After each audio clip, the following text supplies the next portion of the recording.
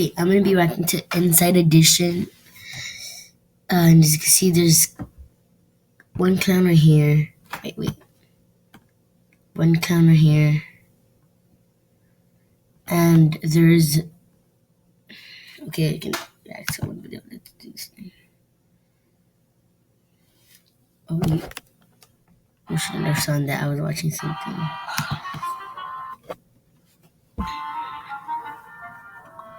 Commercials these days, huh?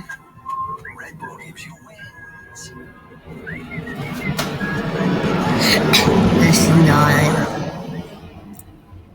Sorry. Do New York actually gives a seashore pregnant? Okay. Thank you. It's common courtesy giving up your seat for a pregnant lady. Everybody knows that, right? Well, apparently not. Actress Olivia Wilde looks as if she's about to give birth, took to Twitter this week to blast the rude people who left her standing on the subway in New York. No big deal, able-bodied riders who won't give your seat to a giant prego. I'll just stand right next to your head and pray I go into labor. Whoa, are folks really that rude? I decided to test it out for myself. I'm 7 months pregnant, which I think is pretty obvious. Will people give up their seats so I can sit down? It's rush hour and the subway is packed. Will my fellow passengers ignore me? I didn't have to stand for long. Maybe Olivia Wilde should have taken this subway car. I am really pregnant and you got up right away. Give me your seat. How come?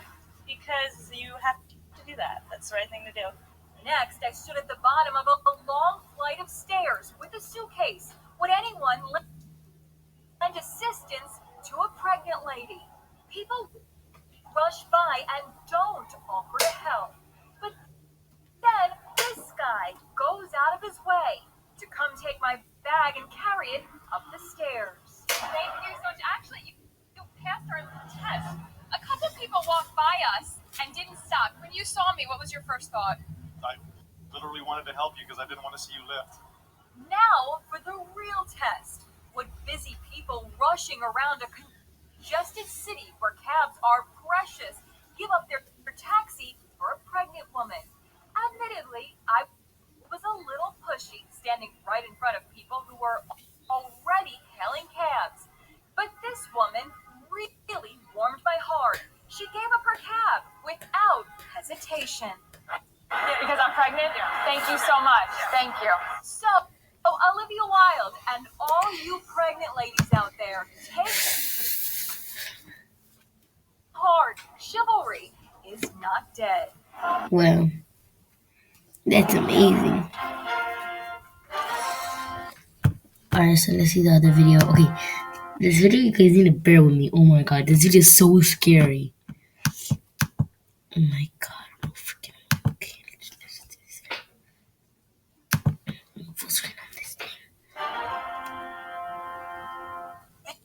This disturbing image was posted on a Facebook page called I hate Global clowns. Clown, I along hate with clowns. messages telling school students, we want to play, see you at school, and it's going down tonight. It's the latest in a spate of incidents across America in which creepy clowns are terrifying whole communities. What is it about clowns that can send a shiver of fear down the spines of so many people? Watch what happens when this clown visits Elvis Duran's radio studio. A DJ freaks out. In our studio. The scariest clown of all has to be Pennywise from Stephen King's It. You all taste so much better when you're afraid. Now, these professional clowns say the reports are deeply upsetting and hurting their business. It does make the job a bit harder, and it does make winning over the audiences a bit more challenging. Dude, that is so creepy. Oh my gosh. What is back to one more video, guys? Lockdown stories. Oh my. This is something you guys have been requesting the hell out of for a long time. It took a lot of time, but I finally found 3 stories that take place during school lockdowns.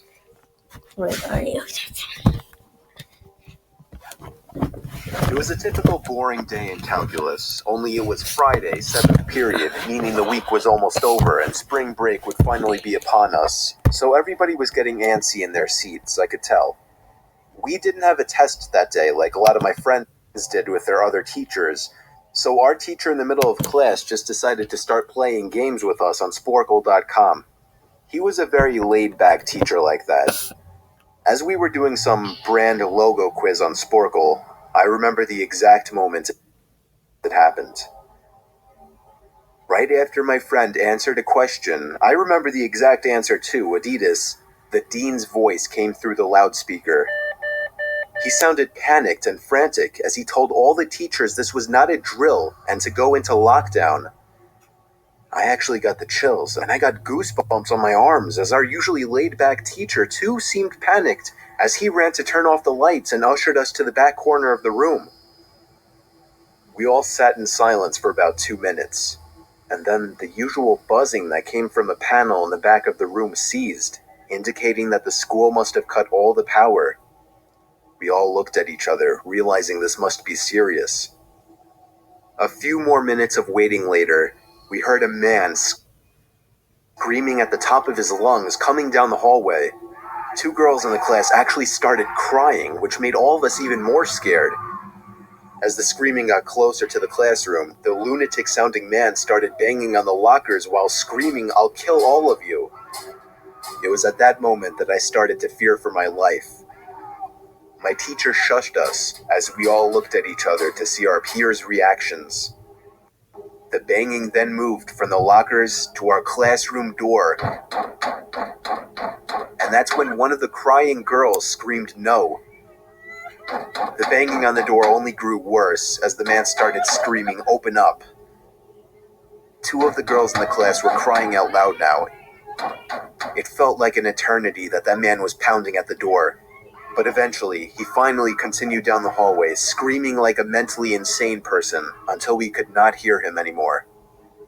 I'd say 10 minutes later, though it felt like half an hour given the situation, the dean came back on the loudspeaker explaining the situation, which was surprising for him to do.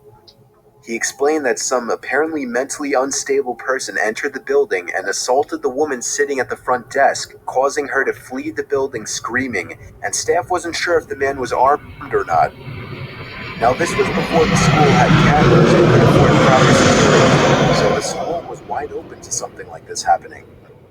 The staff had done a sweep of all the hallways and classrooms and couldn't find him, so the dean instructed the teachers to resume teaching, but to keep all the doors locked, and to not let any students leave for any reasons. The most disturbing part, however, is that one of the janitors working the night shift found the man sleeping in one of the storage closets near the back end of the school, and according to rumors that were spread by my peers, sticking out of his pocket was a .44 Magnum. The janitor must have done something stupid to wake him up, for example, leaving the closet door open, because by the time a police officer could arrive on the scene, the man was gone. My entire class, as far as I know, to this day, has no idea if this man was ever found, but I like to think that right now, he's being given the proper help that he needs.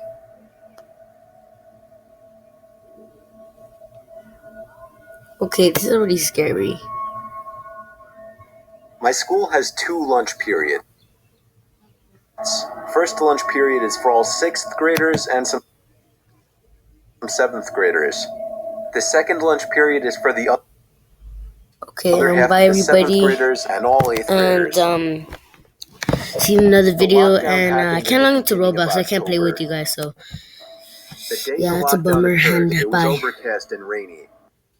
During the first lunch period, I heard 4 Peace. loud booms. I personally thought it was thunder.